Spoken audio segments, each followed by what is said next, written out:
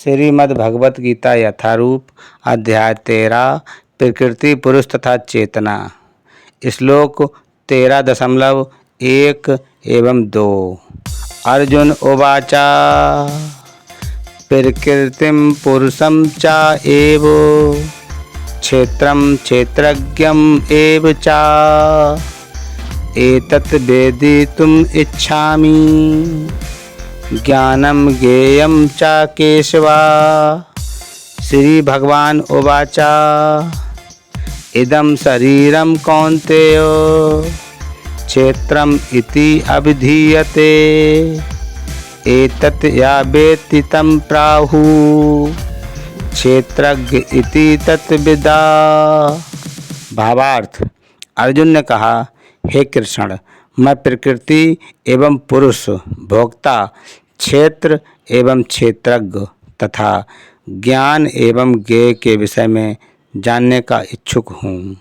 श्री भगवान ने कहा, हे कुंती पुत्र, यह शरीर क्षेत्र कहलाता है और इस क्षेत्र को जानने वाला क्षेत्रज्ञ है। तात्पर्य, अर्जुन प्रकृति, पुरुष, क्षेत्र, क्षेत्रज्ञ, ज्ञान तथा ज्ञेय के विषय में जानने का इच्छुक था। जब उसने इन सबों के विषय में पूछा तो कृष्ण ने कहा कि यह शरीर क्षेत्र कहलाता है और इस शरीर को जानने वाला क्षेत्रज्ञ है।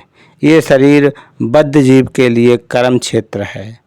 बद्ध जीव इस संसार में बंधा हुआ है और वह भौतिक प्रकृति पर अपना प्रभुत्व प्राप्त करने का प्रयत्न करता है। इस प्रकार प्रकृति पर प्रभुत्व दिखाने की क्षमता के अनुसार उसे कर्म क्षेत्र प्राप्त होता है।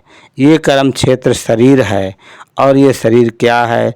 शरीर इंद्रियों से बना हुआ है। बद्ध जीव इंद्रिय तृप्ति चाहता है और इंद्रिय तृप्ति को भोगने की क्षमता के अनुसार ही उसे शरीर या कर्म क्षेत्र प्रदान किया जाता है। इसीलिए बद्ध जीव के लिए शरीर क्षेत्र तथा कर्म क्षेत्र कहलाता है। अब जो व्यक्ति अपने आप को शरीर मानता है वह क्षेत्रज्ञ कहलाता है।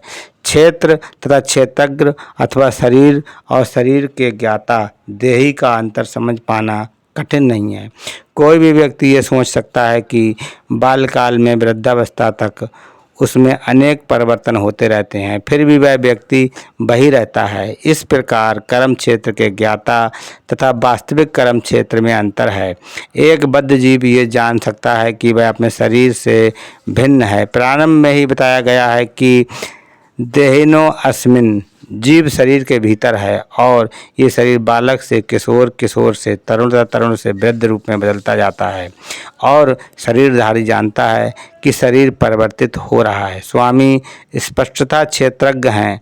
कभी कभी हम सोचते हैं मैं सुखी हूँ, मैं पुरुष हूँ, मैं स्त्री हूँ, मैं कुत्ता हूँ, मैं बिल्ली हूँ। ये ज्ञाता की शारीरिक उपाधियाँ हैं, लेकिन ज्ञाता शरीर से भिन्न होता है।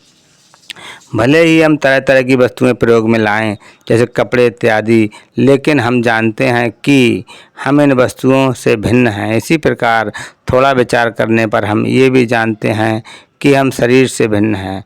मैं, तुम या अन्य कोई जिसने शरीर धारण कर रखा है क्षेत्रज्ञ कहलाता है, अर्थात वह कर्म क्षेत्र का ज्ञाता है और ये शरीर क्षेत्र है, साक्षात कर्म क्षेत्र है। भगवत गीता के प्रथम 6 अध्यायों में शरीर के ज्ञाता जीव तथा जिस स्थिति में वह भगवान को समझ सकता है उसका वर्णन हुआ है।